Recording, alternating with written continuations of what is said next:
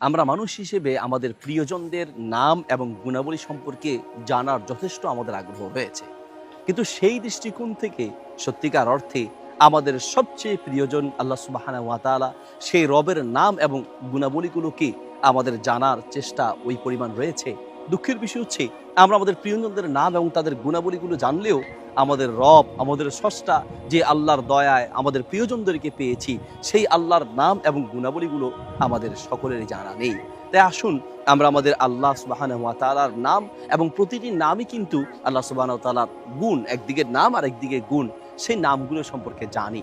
নবীদের বিভিন্ন ইতিহাস খুঁজতে আমরা পাই, নবী রাসূলগণ যখন বিপদে পড়তেন আল্লাহ সুবহানাহু ওয়া তাআলার সেই সুন্দর নামগুলো ধরে ধরে আল্লাহ সুবহানাহু ওয়া তাআলাকে ডাকতেন।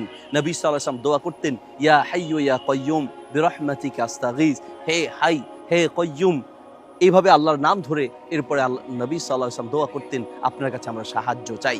আল্লাহ সুবহানাহু ওয়া তাআলার যে নামগুলো আছে সেগুলো অর্থ সহ আমাদের জানা উচিত। আল্লাহ সুবহানাহু ওয়া তাআলার অসংখ্য নাম রয়েছে, আল্লাহু আর রহমানুর রহিম, আল মালিক, আল কুদ্দুস, ওয়াস সালামু, আল মুমিনুল মুহাইমিনুল আজিজুল জব্বার, আল মুতাকাব্বির। এইভাবে আল্লাহ সুবহানাহু ওয়া তাআলার প্রতিটি নামের এক একটি ব্যাখ্যা এবং এক একটি সুন্দর অর্থ রয়েছে।